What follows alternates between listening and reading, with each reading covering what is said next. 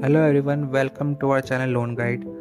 तो गाइज आज का हमारा टॉपिक है लोन के रेट ऑफ इंटरेस्ट।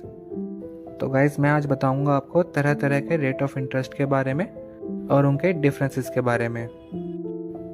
और अगर आप लोन लेने के लिए सोच रहे हैं तो ये वीडियो एंड तक ज़रूर देखिएगा। ये वीडियो आपके लिए बहुत इंपॉर्टेंट हो सकती है। तो सबसे पहले आते हैं फिक्स्ड रेट ऑफ इंटरेस्ट और फ्लोटिंग रेट ऑफ इंटरेस्ट। इसमें देखो, फिक्स्ड रेट ऑफ इंटरेस्ट अपने नाम से बता रहा है कि ये फिक्स्ड ही रहेगा पूरे टेनर के लिए। आप जितने भी टाइम के लिए लोन लोगे आपका रेट ऑफ इंटरेस्ट फिक्स्ड ही रहेगा। इसका फायदा ये होता है कि आपकी ईएमआई पूरे टेनर के लिए फिक्स ही रहती है। और इसका डाउन साइड ये होता है कि अगर आपका मार्केट का रेपो रेट कम होता है तब भी ये फिक्स्ड ही रहेगा, ये कम नहीं होगा। हालांकि मार्केट का रेपो रेट बहुत कम ही होता है, मतलब रेपो रेट कम होने के चांसेस बहुत कम होते हैं। अब फिक्स्ड रेट ऑफ इंटरेस्ट के टोटली अगेंस्ट होता है फ्लोटिंग रेट ऑफ इंटरेस्ट।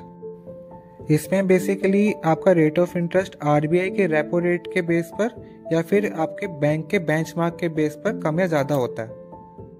मतलब अगर आपके बैंक का रेट ऑफ इंटरेस्ट कम हुआ, मतलब आपके बैंक का बेंचमार्क का रेट ऑफ इंटरेस्ट कम हुआ, तो आपके लोन का भी रेट ऑफ इंटरेस्ट कम हो जाएगा। और वैसे ठीक अगर आरबीआई का रेपो रेट कम हुआ तो आपका रेट ऑफ इंटरेस्ट भी कम हो जाएगा। और वैसे ही अगर दोनों रेट ऑफ इंटरेस्ट ज़्यादा होते हैं तो आपका रेट ऑफ इंटरेस्ट भी बढ़ जाएगा। मतलब अगर आपका रेट ऑफ इंटरेस्ट लोन का फिक्स्ड में हुआ तो अगर आपका रेट ऑफ इंटरेस्ट 10% है स्टार्टिंग में, तो आपका एंड तक 10% ही रहेगा, वो कभी चेंज नहीं होगा। वहीं पर अगर आप फ्लोटिंग के रेट ऑफ इंटरेस्ट पे लेते हो तो जो आपका 10% का रेट ऑफ इंटरेस्ट है स्टार्टिंग में, और उसके बाद अगर आरबीआई का रेपो रेट कम या ज़्यादा होता है तो उसके अकॉर्डिंग आपका रेट ऑफ इंटरेस्ट भी कम और ज़्यादा होगा। जिसमें आरबीआई के रेपो रेट और बैंक का बेंचमार्क के रेट ऑफ इंटरेस्ट कम होने के चांसेस तो बहुत कम ही रहते हैं। तो आपके लिए बेस्ट फिक्स्ड वाला ही रहेगा अगर आप कोई अनसिक्योर्ड लोन ले रहे हैं तो। लेकिन अगर आप कोई होम लोन जैसे कोई लोन ले रहे हैं या फिर कोई प्रॉपर्टी लोन ले रहे हैं तो आपके लिए फ्लोटिंग रेट ही बेस्ट रहेगा, क्योंकि ये बहुत ज़्यादा टेनर के लिए होते हैं, तो इसमें ज़्यादा टाइम के बीच में कभी भी रेट कम और ज़्यादा हो सकता है। अब नेक्स्ट आता है MCLR और RLLR। MCLR मतलब marginal cost of funds based landing rate. ये बेसिकली एक मिनिमम लैंडिंग रेट होता है जो कि हर बैंक अपना सेट करता है और इसके बेसिस पर ही लोन देता है। और ये काफ़ी स्लो रिएक्ट करता है मार्केट के रेट ऑफ इंटरेस्ट के चेंजेस पर। और इसके टोटली अपोजिट है RLLR, मतलब कि रेपो लिंक्ड लैंडिंग रेट। ये टोटली आरबीआई के रेपो रेट से लिंक्ड रहता है। मतलब अगर आरबीआई अपना रेपो रेट कम करेगी तो आपका रेट ऑफ इंटरेस्ट भी कम हो जाएगा, वहीं पे अगर आरबीआई अपना रेपो रेट बढ़ाएगी तो आपका रेट ऑफ इंटरेस्ट भी बढ़ जाएगा। ये बिल्कुल ही फ्लोटिंग रेट ऑफ इंटरेस्ट के जैसा ही होता है। एक एग्जांपल दे देता हूँ कि अगर आपका कोई लोन चल रहा है 10% के रेट ऑफ इंटरेस्ट पे और आरबीआई अपना रेपो रेट कम करती है 0.5%, तो आपका रेट ऑफ इंटरेस्ट भी 0.5% कम हो जाएगा, मतलब 9.5% हो जाएगा। वहीं पे अगर 0.5% अगर आरबीआई बढ़ाती है तो आपका रेट ऑफ इंटरेस्ट बढ़ के 10.5% हो जाएगा। अब नेक्स्ट आता है reducing balance rate of interest और फ्लैट रेट ऑफ इंटरेस्ट। ये बहुत इंपॉर्टेंट है, तो ये थोड़ा ध्यान से समझना। तो guys, reducing balance rate of interest के थ्रू आप जो लोन लेते हैं उसकी हर इंस्टॉलमेंट में दो पार्ट होते हैं, एक होता है इंटरेस्ट का और दूसरा होता है प्रिंसिपल अमाउंट का। और हर ईएमआई के साथ आपका प्रिंसिपल अमाउंट कम होता है और इंटरेस्ट भी ग्रेजुअली रिड्यूस होता है, क्योंकि इसमें इंटरेस्ट आपकी बची हुई प्रिंसिपल अमाउंट पे ही लगता है, जो कि आपका हर महीने ईएमआई पे करने के साथ साथ कम हो रहा होता है। और इसका फायदा यह है कि आप इसमें फ्लैट के मुकाबले काफ़ी कम रेट ऑफ इंटरेस्ट देते हैं। और इसके totally opposite flat interest rate में आपका इंटरेस्ट पूरे लोन अमाउंट पर फिक्स ही रहता है। चाहे आप पहली ईएमआई भर रहे हो या आखिरी ईएमआई भर रहे हो, आपका इंटरेस्ट पूरे लोन अमाउंट पर ही लगेगा।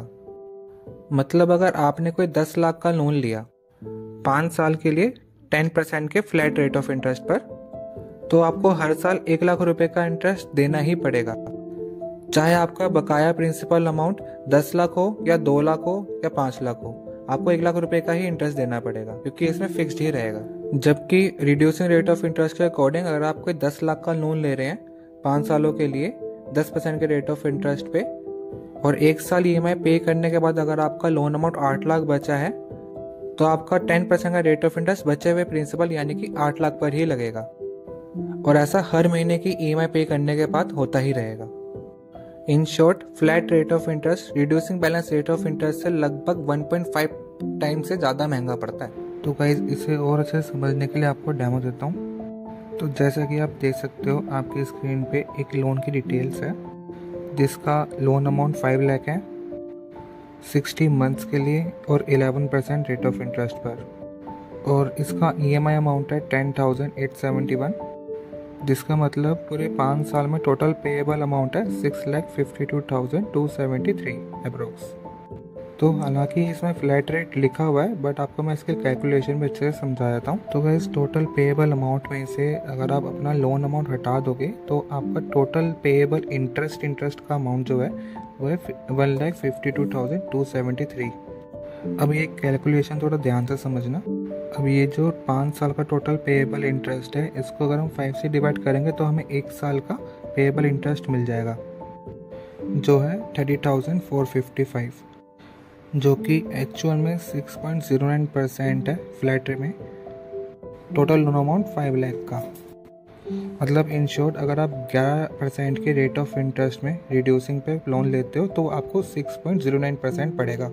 इसलिए लोन लेते टाइम ये ज़रूर चेक करिए कि आपका रेट ऑफ इंटरेस्ट फ्लैट में है या रिड्यूसिंग पे, क्योंकि mostly unsecured loans reducing rate of interest पर ही होते हैं, बट एजेंट्स लोग आपको पागल बनाने के लिए फ्लैट रेट ऑफ इंटरेस्ट भी बता देते हैं ताकि आप लोग कंफ्यूज हो जाएं और वो आपको अपना लोन दे सके। तो गाइज ये थी कुछ ज़रूरी रेट ऑफ इंटरेस्ट के बारे में जानकारी, जो कि आपको लोन लेने में काफ़ी हेल्प करेगी।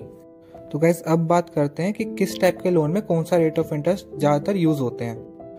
तो सबसे पहले तो जैसे अनसिक्योर्ड लोन है, जैसे कि पर्सनल लोन और बिजनेस लोन, और जो सिक्योर लोन है ऑटो लोन और कंज्यूमर ड्यूरेबल लोन्स है, इन सब में ज़्यादातर reducing rate of interest he use होता है और ये फिक्स्ड रहता है आपके पूरे टेनर के लिए। वहीं पे मोस्टली गोल्ड लोन्स में आपका फ्लैट रेट ऑफ इंटरेस्ट का यूज़ होता है और इसका रेट ऑफ इंटरेस्ट भी फिक्स्ड रहेगा पूरे टेनर के लिए, बट ध्यान रखना कि ये फ्लैट रेट ऑफ इंटरेस्ट होगा।